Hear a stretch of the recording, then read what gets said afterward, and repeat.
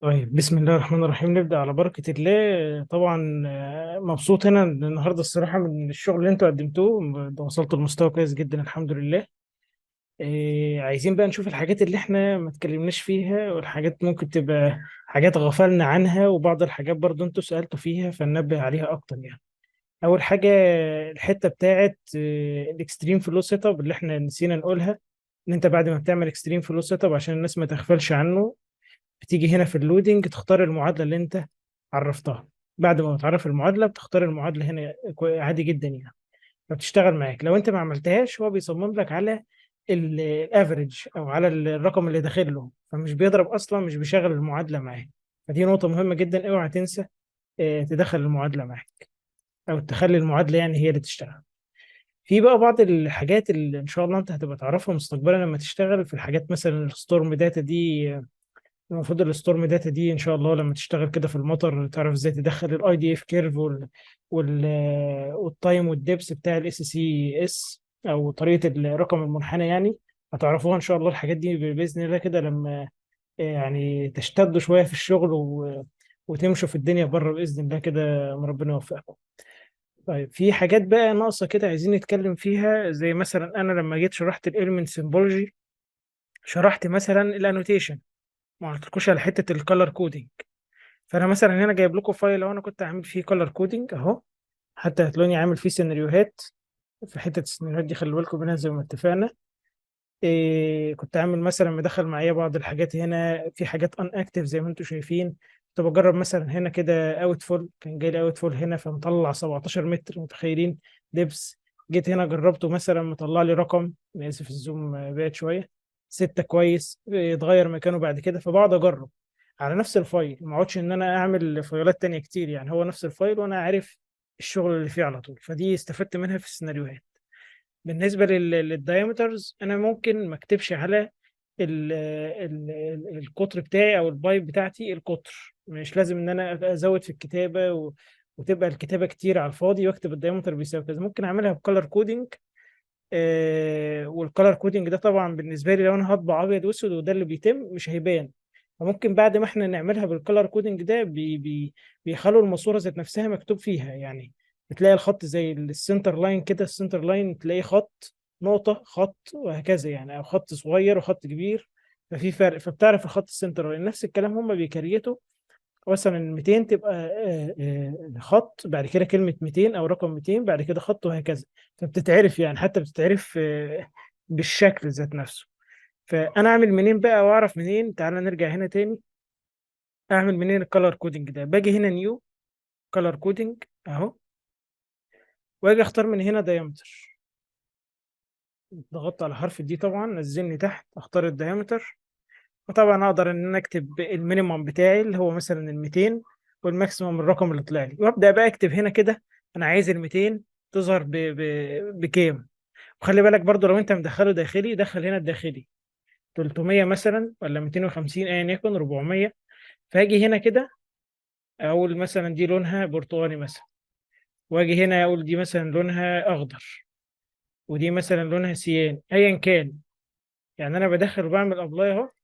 وبعد ما برسم، لو انا عايز اعمل انسيرت لده كده، بضغط كليك يمين عليه واعمل انسيرت ليجند. ولما بعمل انسيرت بحط في اي مكان اهو، فبيجي لي ايه؟ بيجي لي طبعا لما تيجي تظهر انت برضو لو انت عامل لوحه مثلا فيها الليجند ده، بلاش ان انت تكتب اذر دي. ده كده كده مفيش حاجه ظاهره عندك بلون احمر. فمش لازم ان انت تكتب بس لحد ايه الاقطار الموجوده عندك، يعني عندك 200 300 400 يبقى كفايه. مش لازم كلمه اذر. اذر دي فعلا لو هو انت مش عاملها، وانت طلع معاك قطر اكبر من كده، يعني طلع معاك 500، هيظهر لك باللون الاحمر ده بالنسبه للبرنامج، انما بالنسبه للشغل ما ينفعش انك تظهر حاجه اذر. طيب، الاخراج بقى زي ما احنا يعني اتفقنا ان احنا ان شاء الله هنبدا ان احنا بعد ما نصمم ونشوف الدنيا شكلها عامل ازاي ونبص على البروفايلات ونظبط الميول وكل الكلام ده، لما اجي اخرج بقى، لما اجي اخرج الدنيا دي بعد كده، المفروض ان انا اخرج منين او اطلع ازاي البلان بتاعي ده ككاد. دي حاجة مهمة جدا لازم نتكلم فيها. بنيجي من هنا كده يا شباب، عندك هنا في حاجة اسمها اكسبورت دي اكس اف، وبتكتب اسم الحاجة اللي انت عايز تحفظها مثلا وليكن، وتقول له سيف. طيب، هو بيخرج لك بقى كده، بتيجي هنا كده في الكوندويت اللي هو البايب، في حاجه اسمها لاير باي سايز، في حاجه اسمها هنا البايب سايز سيجنيفيكانت ديجيتس. لو انت ما عملتش دي، علمتش عليها كده، وجيت لغيت الرقم ده خليتها زيرو، انا كنت شرحها قبل كده برضو وانا بقولها لك دلوقتي برضو عشان تبقى حاططها في دماغك. الحته دي مهمه بالنسبه لنا في اللايرز، يعني لما تيجي تصدر بالحاجه دي وتقول اوكي وتبقى دي اكس اف يعني، كل بايب او كل قطر عندك بيطلع بديامتر. اسف، كل قطر عندك بيطلع بلاير، انا قلت بديامتر، كل ديامتر عندك بيطلع بلاير. فاللاير دي بالنسبه لي بيبقى لها اسم، الاسم بتاعها بيبقى بالقطر الداخلي الموجود. فلو انت سبت دي مثلا، لو انت مدخل هنا الداخلي بتاع 200 190، لما تيجي تبص هناك على الكاد هتلاقي اللاير دي اسمها 190. لو لقيتها مثلا، لو عملتها رأي 2، تيجي تبص في اللير اللي هناك بتاعت الدايمتر 200 تلاقيها 19 مش 190. فهو بيجيب لك ثلاث ارقام من الدايمتر اللي انت مدخله. لو انت بقى لغيتها خالص، لا مش هتبقى كلهم، هيبقوا بلير واحده، ودي مش هتبقى كويسه. عشان لو انت عايز تعدل هناك في الكاد يبقى سهل عليك كل حاجه في لاير، فانا اشتغل فعلا كل سايز اهو، كل سايز عندي من دول او كل دايمتر من دول له لاير معينه. اقدر ان انا اتحكم في اللاير دي طبعا، اعمل لها ايزوليت، احطها في لاير مختلفه، اغير لونها. كل الكلام ده في الكاد انت ان شاء الله تعرف تتعامل فيه، المفروض تقول اوكي بعد كده مفيش مشكله خالص. طيب، دي حاجه برضو المفروض ان انا اقولها لك، وطبعا تظبط الكتابه وشكلها ومش عارف ايه الحاجات دي، والطباعه والحاجات دي بقى بتاعتك انت. المفروض ان انت يعني راجل دلوقتي في رابعه، فالمفروض ان انت فاهم في الكاد يعني لحد ما ان شاء الله. طيب، ايه الحاجات اللي بتظهر برضو يعني عشان لما تيجي انت تخرج تبقى راجل يعني فاهم انت بتخرج؟ في لوحات يعني بره مش بيعملوها، بس احنا بالنسبه لنا احنا كدراسه دلوقتي لازم نعملها. في لوحات اسمها الهيدروليك. لوحات الهيدروليك دي لازم نظهر فيها الداتا الهيدروليكيه. الداتا الهيدروليكيه مثلا زي اللينس والاس دي، بينقصهم مثلا الديامتر، كمان الديامتر اساسي، والال والاس اللي هو السلوب، زائد الفيلوسيتي. فالفيلوسيتي مهمه جدا كهيدروليك. مثلا المانهولز يهمني فيها برضو الداتا دي، الى جانب الفلو مهم جدا. الفلو اللي في المانهول ده كام، دي داتا هيدروليكيه. انما الداتا بقى اللي هي التنفيذيه اللي احنا بنقول عليها لوحه الوركينج، او بيسموها برضو لو انت هتعمل شوب دروينج بعد كده، لوحات الشوب دروينج، دي الداتا اللي المفروض تظهر، اللي هي انا هستفيد بحاجه يعني هستفيد بالفلوستي. انا مش هستفيد بالفلوستي، انا هستفيد باللينس، هستفيد بالسلوب، هستفيد طبعا بحاجه تانية اللي هي الدايمتر. دول اللي انا هستفيد بيهم.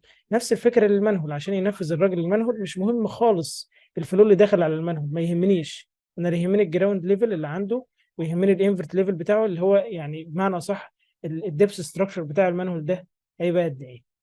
طيب، دي حاجه تانية. مش فاكر برضو في حاجات تانية انا ما قلتهاش ولا لا، يعني ممكن نفتح باب الاسئله بحيث ان انا لو في حاجه انا نسيت اقولها برضو تسالوني فيها ونجاوب عليها ان شاء الله. يعني معاكم المايك، لو حد عنده سؤال يفتح المايك ويتكلم براحتكم يعني. طيب هو يعني. البروفايل بيتعمل ازاي؟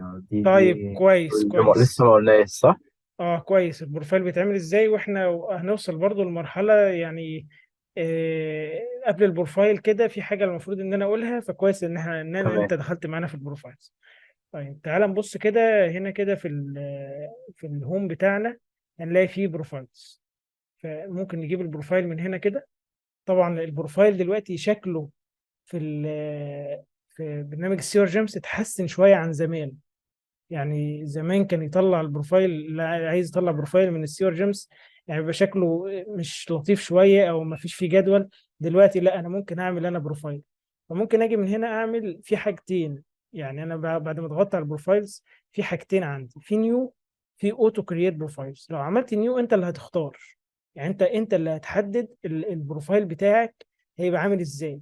انما الاوتو كرييت بروفايلز دي انت هو اللي هيكريت لوحده، يعني هو اللي هيختار البروفايل منين لفين.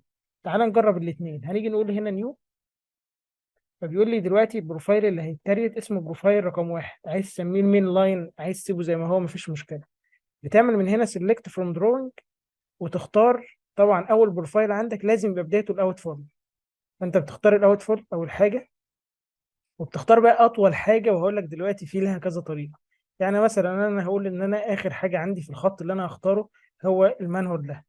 فبص انا لما علمت عمل ايه، فاختار لي، انا اخترت الستارت نود اللي هي دي، اخترت الستوب نود اللي هي المانهول اللي عندي دي، وقلت له ايه، تمام اعمل اشتغل. فجاب لي الشاشه دي. في عندي حاجه اسمها الاوبن بروفايل، وفي حاجه اسمها الاوبن انجينيرنج بروفايل. الاوبن بروفايل دي لو انت فتحتها هيفتح لك، تعالى نفتحها برضه نبص فيها. هيفتح لك شكل البروفايل، شكله هيدروليكيا بمعنى اصح، اللي هو انا مش عايز اخرجه كده، معلش هو ساعات بيهنج بس شويه. فهو ده شكله هيدروليكيا. بص شكل الارض هنا، طبعا دي قريه، معلش شفت بقى شفت مثلا الشكل عامل ازاي، يعني ده لو انت فتحت له الميل اه. عمره ما هيظبط تماما خالص. دي شكل القريه ايوه. عامل ازاي. ف... فده الشكل اهو بتاعنا. طبعا ده شكل الميه، لو احنا، انا بس مش عارف ازوم، لو احنا جينا هنا كده هو تقيل بس شويه لان انا مختار بروفايل كبير. فما علينا، هنشوف الانجينيرنج بروفايل. فده جايب لي الميه، هتلاقي في خط فيه ميه. فالشكل ده مش ده اللي بنخرجه، ده شكل هيدروليكيا. طيب هو شكله هنك خالص حتى مش عايز يقفل. طيب ممكن نجيبه من هنا كده.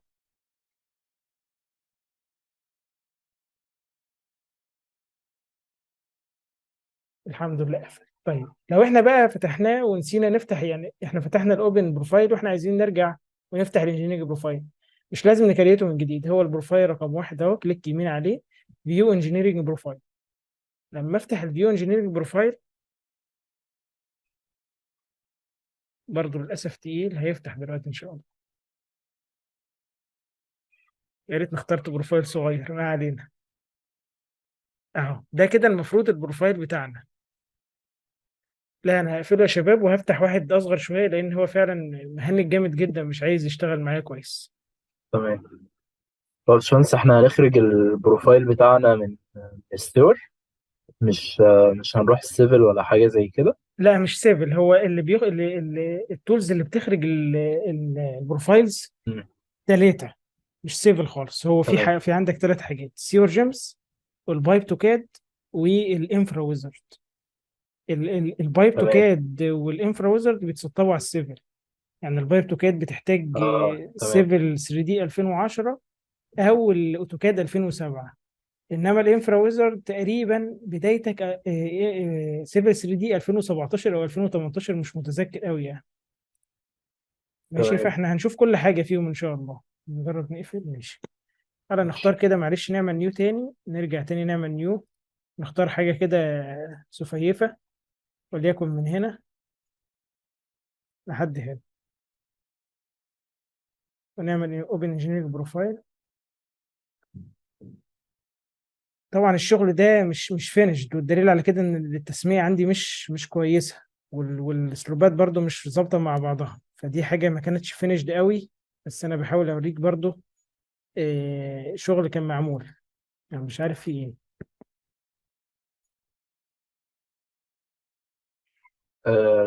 تقريبا الفايل تقيل قوي، الشبكة دي كبيرة قوي. طيب خلاص يبقى نقفلها بقى ونجرب في حاجة فاضية وخلاص. هو ممكن يكون الشير برضو معانا. اه. طيب احنا هنا هنرسم مثلا كده اوت فول. طيب هاجي اعمل نيو اهو، وبختار زي ما اتفقنا من هنا، وبعد كده بختار من هنا واقول له تمام اوبن انجينيرنج بروفايل. طيب اه اشتغل معانا فعلا اهو. طبعا ده مش ظاهر اي حاجه لانه طبعا انا مش عامل اي حاجه، مديني انفرت بزيرو، و وكمان مديني الريم بزيرو اللي هو الجراوند ليفل يعني. ما علينا، المهم ان ده المفروض شكل البروفايل بيطلع من هنا عادي جدا. انت بقى ممكن تيجي تزود حاجات، يعني مثلا تعمل ايه، في حاجه اسمها بروفايل انوتيشن تيبل اوبشنز مثلا، اللي هي بتاعت التيبل. في حاجات تانية كتير ان انت تقعد تظهر من هنا كده. يعني اجي ممكن اعمل من هنا انوتيشن، ممكن اظهر حاجات تانية كتير. ممكن اعمل اكسبورت دي اكس اف، لو انا عايز اظهر التيبل ذات نفسها اظهرها. يعني لو انا عايز اتحكم في التيبل من الحته اللي انا قلت لك عليها اللي هي دي، عايز اظهر التيبل ذات نفسها اظهرها، ادي التيبل ايه. عايز اعمل لها اكسبورت دو اكس اف، اعمل لها اكسبورت دو اكس اف. فهي هنا التحكم عن زمان اسهل بكتير، يعني زمان ما كانش ينفع ان انت تظهر التيبل دي. يعني لو انت رحت لل للفيرجن 8 اي اللي هو السيريس 5 والسيريس 6 والكلام من ده، ده كده ما فيش فيه الجدول اللي انتم شايفينه دلوقتي. ده اسهل بكتير دلوقتي ان الجدول ده ظاهر. طبعا بيطلع شكل البروفايل مش لطيف قوي زي البايب توكاد وزي الانفرا ويزرد، بس الى حد ما مقبول عن زمان. ان انت زمان كنت بتظهر يعني انا افتكر ايام المشروع بتاعي كنت ظاهر الداتا على البايب، مش كده، مش ظاهره في جدول زي كده، لا، ده ظاهر على البايب. وطبعا ده لا يفضل انها تبقى ظاهره على البايب، تبقى ظاهره في جدول شكلها لطيف شويه. فانا كان نفسي اظهر لكم حاجه زي دي. طب تعال نفتح فايل تاني معلش، يعني حاجه ممكن تبقى خفيفه شويه.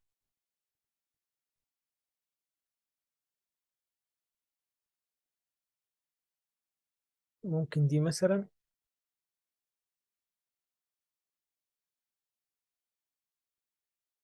عشان عايزين نشوف شكل بروفايل فعلا على الاقل نشوف شكله بس يعني.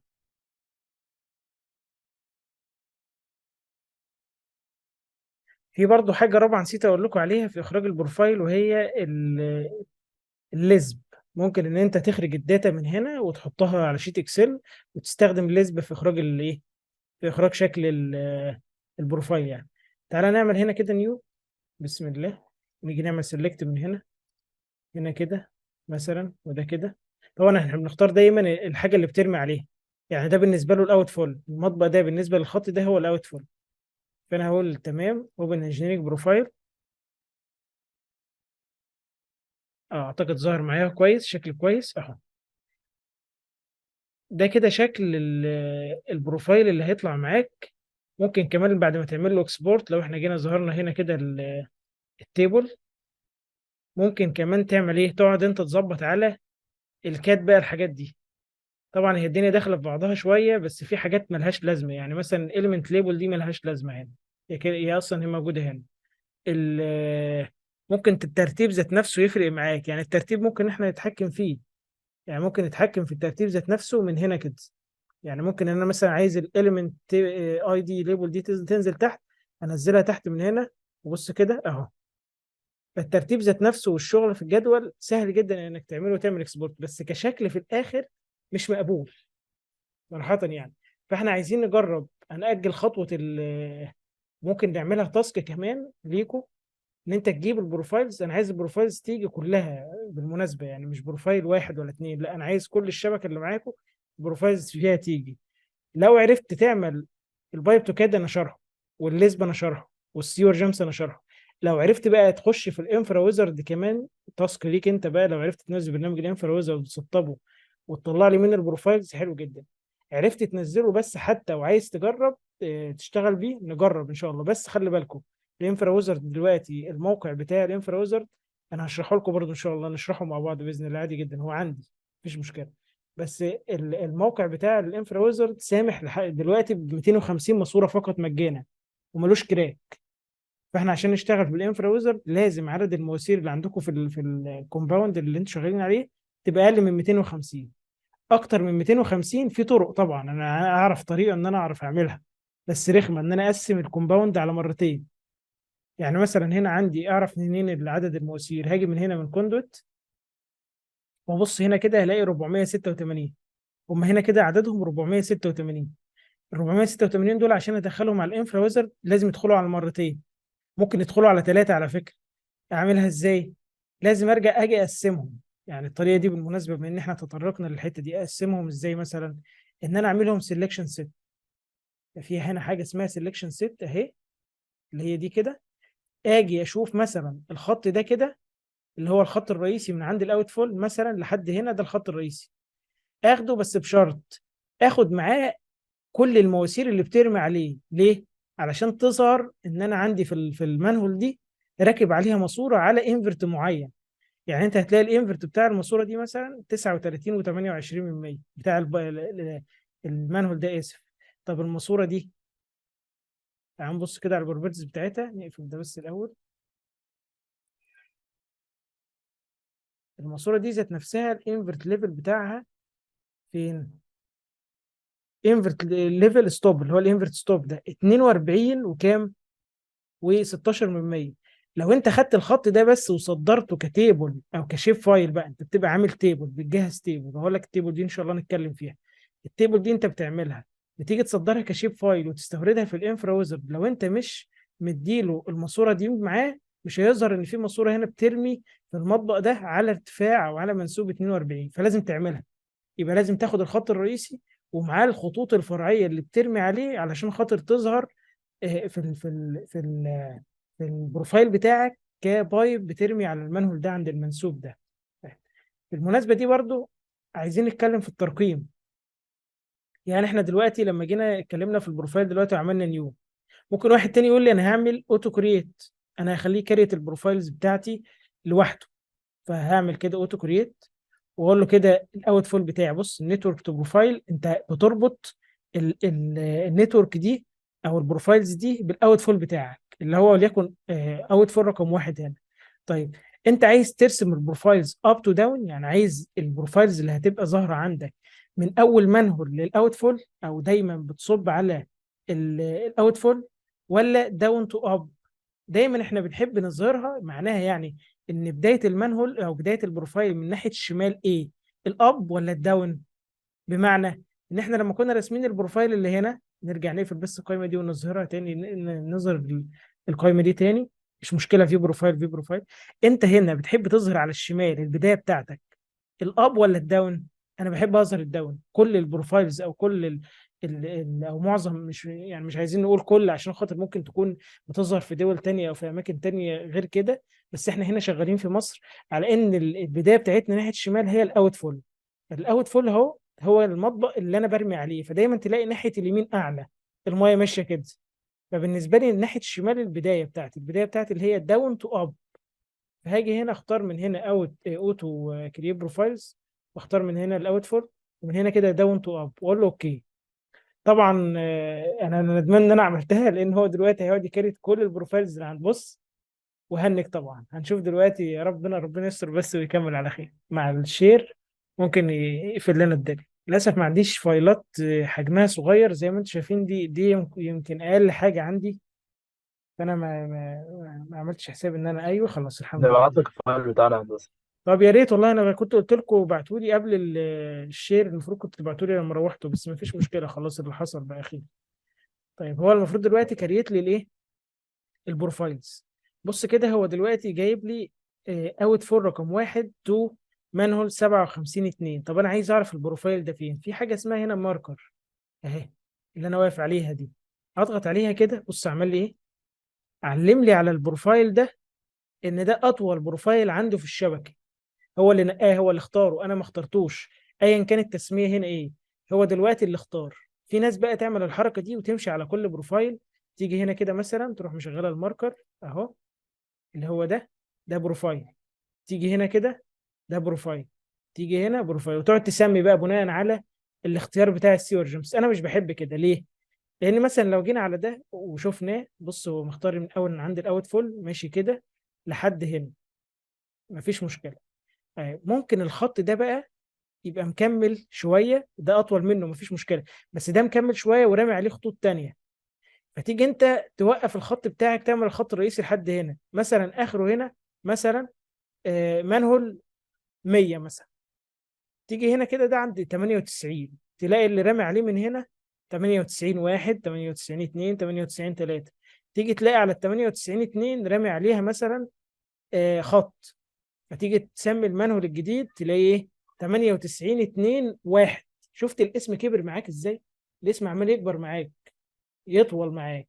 انا مش بحب كده، بحب ايه بقى، اشوف الخط حتى لو هو مش اطول خط، بس يكون يعتبر هو الرئيسي، فيرمي عليه كله فرع. يعني انا هنا بدل ما اسمي انا هنا واتبع البرنامج، اه الحته دي اطول من الحته دي، بس انا بالنسبه لي ده رئيسي، ده كله في الشارع الرئيسي، وكل اللي رامي عليه فرعي، ومسهل لي نقطه ان انا اسمي، وان انا بعد كده التسميه بتاعتي مش هتكبر. فجيت هنا لما رقمت وسميت طلع هنا 57، وهنا كام، 58. فلما جيت بقى هنا لقيت ده 57 1 57 2. طبعا انتوا عارفين التسميه دي احنا شرحناها في التخطيط، 56 يبقى 56 1 56 2 وهكذا. طيب اسمي ازاي بقى بالبرنامج؟ هل همشي بقى على كل واحد اقعد اقول له مثلا ضغط لي هنا على المنهول ده، وتعالى اقفل بس ده دلوقتي، وتعالى نسمي ده كده، نشيل برضو معلش انا عايز الغي الماركر تاني اهو، واضغط بس على دي كده، واجي هنا كده في البروبرتيز بتاعتي، انا هثبتها عشان كل شويه تختفي. في الليبل هنا دي كده اللي هو المانهول 56 ممكن اسمي، يعني ممكن اخليها اي اسم اهو. هل همشي على كل واحد واقعد اقول له التسميه بتاعتك كذا كذا كذا؟ لا غلط طبعا، او يعني تضييع وقت مش غلط. طيب اعملها ازاي؟ في حاجه هنا كده احنا برضو كنا اتكلمنا عليها كده في لما كنا مع بعض في وقت ما، مش فاكر كانت فين.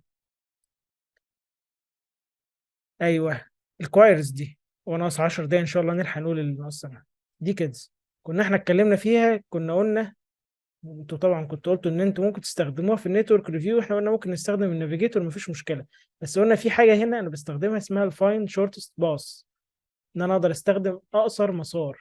اقصر مسار منين؟ يعني انا دلوقتي لما حددت البروفايل بتاعي او حددت اللاين بتاعي الرئيسي، حددته كده بيبقى عن طريق ليه؟ عن طريق البروفايل سهل عليا شويه. طب انا عايز اجيبه مره واحده عشان اسمي، اروح فاين شورتست باس اهو، معلم عليه، دبل كليك، واجي هنا كده الستارت نود بتاعتي هي الاوت فايل، ان ده اول بروفايل.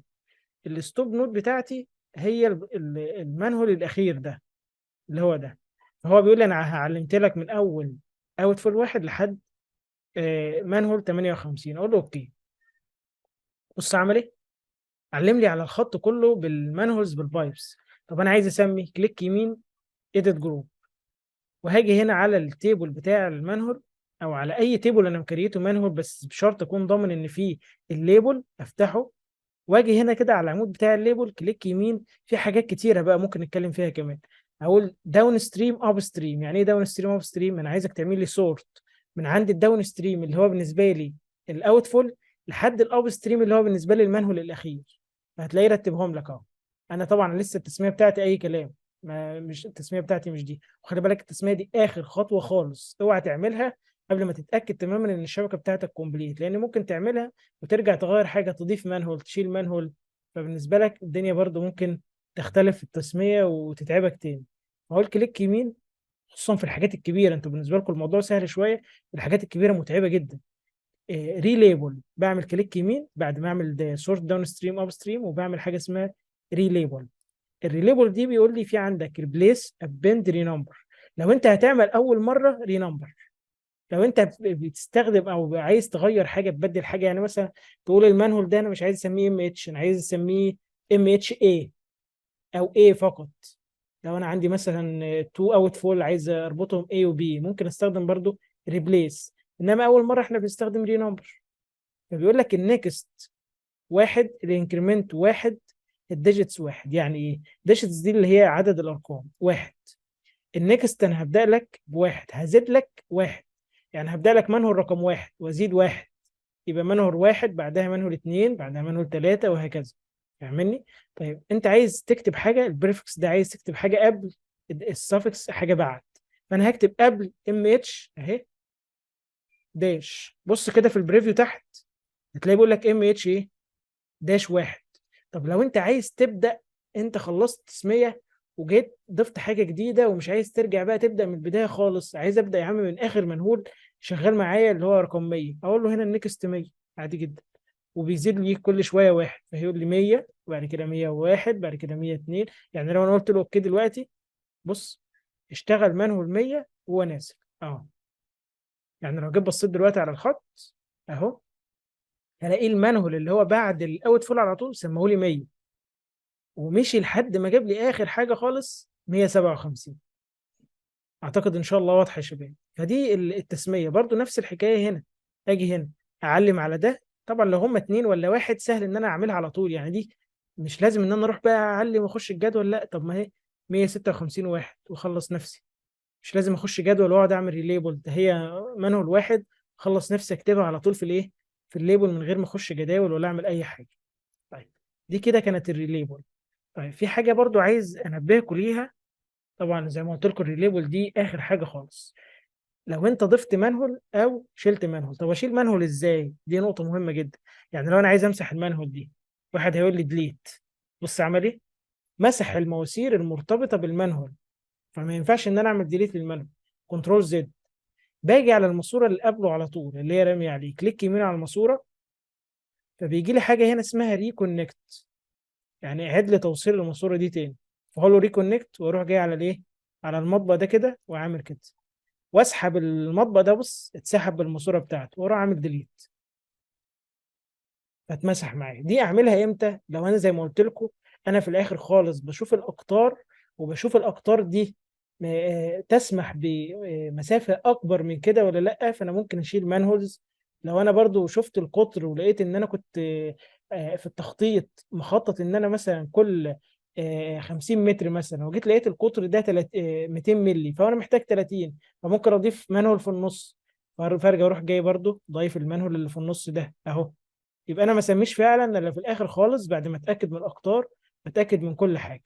هو سالني انت عايز تقسم الحاجه دي ولا لا، عايز تقسم البايب دي؟ انا قلت له اقسم لي البايب دي، عشان خاطر لو ما كنتش قسمتها كان يحطوا لي ايه، مش هيبقى ماسك زي ما انتم شايفين كده، يحطوا لي وخلاص. طيب، ايه تاني عايز اقول لكم عليه؟ حاجه مهمه جدا نضيفها برضو بالنسبه لكم. افرض انت مثلا عايز تثبت مثلا الماسوره دي، جيت لقيت ان في مثلا عندك في ترعه ولا في مصرف عايز تعديه، وعايز تنزل تحته. وطبعا الانفرت ليفل هنا انت لما عملت ديزاين هو اختار لك بناء على الانسب اللي هو 39. لا انا مش عايزه 39، انا عايزه 36. ازاي اخليه 36 ومش عايز اغير كل اللي قبله، انا عايز بس اغير اللي بعده، لان خلاص ده الديزاين المناسب. مش هاجي اعمق كل الشبكه علشان خاطر المانهول ده بدل ما كان 39 يبقى 36، لا، اخليه بقى ازاي 36 واللي بعده هو اللي اتغير. باجي اضغط على الماسوره دي كده، فبيجيب لي البروبرتيز بتاعتها. في بيقول لك ديزاين كوندوت ترو، اه صح، انا عايزه تعملها ديزاين، بس عايز تعمل ديزاين للستارت انفرت ماشي، عايز تعمل ديزاين للستوب انفرت ماشي. السبيسيفاي لوكال كونسترينز احنا اتكلمنا فيها خلاص الحمد لله. طيب، انا هنا مش عايزك تدايزن الستارت انفرت، مش عايزك تدايزنها. ولازم تتاكد من حاجه، لما انت تيجي تقفلها لازم تكون البدايه بتاعتك هي الصح. يعني انا عندي هنا بيقول لي الستارت نود مانهول 115، فعلا دي بدايه المسار، عشان ساعات بتبقى ريفرسد على حسب ما انت كنت مخطط. فانا ممكن اعدلها ازاي؟ ان انا اضغط على العلامه دي كده، فبدا خلاها ايه، اعكسها لي، قال لي الستارت، بس لازم تعمل رن، لازم تعمل رن عشان تبدا تقول او تفهم ان البدايه بتاعتك هي ال 115 والنهايه هي ال 114. ماشي. طيب انا عايز اخليها 36، اعملها ازاي بقى؟ باجي في الديزاين ستارت انفرت بدل ترو اخليها فولس. انا مش عايزك تدايزن الستارت انفرت دي، فتخلوا لي كام بقى؟ بنزل كده بلاقي في حاجه اسمها الانفرت ستارت، بخليها هنا كده 36. وخلي بالك لو ما رضيش تكتب معاك، في حاجه اسمها سيت انفرت تو ستارت، خليها فولس بدل ترو. يعني لو هي ترو، بص، او هي ترو، عمرك ما هتيجي تكتب هنا ويكتب لك. انا دلوقتي بحاول اكتب مش عايز يكتب، انما لما اخليها فولس واجي اكتب خليها لي 36. بص لو جيت عملت ديزاين، لو جيت عملت ديزاين دلوقتي بدل ما هو كان واخد هنا دي 39، بص هنا كده، ركز هنا في ال 39 35 دي، شوف هتبقى كام دلوقتي. طبعا هو وراني ان في لينك ريفرسد، ما علينا مش مهم، هو كده زي ما قلت لك هو كراكد. هو بس عشان انا غيرت دي اللحظه هو فهم ان هي اتقلبت، بس لو عملت رن تاني هتتشيل. بس شفت بقى الفكره، بقت 36 واللي ايه، واللي بعدها قل. يعني يبقى انت لو جيت بصيت على البروفايل ده هتلاقي الحته دي فيها دروب. هنا كده كانت ماشيه 39 في امان الله، هوب فجاه حصل دروب بتاع 3 متر اهو، وبدات تمشي ليه، بدات تمشي بمنسوب جديد خالص في بقيه الشبكه. يعني ممكن تبقى حته بسيطه قبل الاوت فول على طول، فحرام ان انا اعمق كل الشبكه عشان خاطر الحته دي وانا عندي الاوبشن ده. اعتقد الحاجه دي جديده بالنسبه لكم ان شاء الله. اعتقد احنا كده يعتبر لمينا كل حاجه. عايزين بس الشبكه فينيشد باذن الله نبص عليها مع بعض، يعني بعد ما تخلصوا كل واحد يخلص الموديل بتاعه يبعت لي الموديل اشيك عليه، واقول لكم ايه الاخطاء اللي فيه وايه المشاكل اللي فيه، ونخرج بروفايلات بقى. التاسك بتاعتكم المره الجايه، بغير ان انت تجيب لي الموديل ان شاء الله كامل، عايز بروفايل واحد بس مرسوم بشكل كويس، عشان احنا معانا دقيقه واحده دلوقتي يعني، مرسوم بشكل كويس سواء كان باي داتا، يعني انت تفهم ان انت تخرجه باي برنامج، لحد ما نشوف، ما نتقابل مع بعض ان شاء الله. يبقى المره الجايه باذن الله نشرح مثلا الانفرا ويزر، بس عايزكم تكونوا محملين. تمام يا شباب معايا، عشان أنا دلوقتي الشير بيخلص مننا. تمام يا تمام. باشمهندس، تمام. في حد عنده سؤال؟ طيب كويس جدا، شكرا ليكم. وان شاء الله يعني لو في اي سؤال ابعتوا على الواتساب، ومع بعض باذن الله لما نتقابل الحد الجاي نكمل على خير.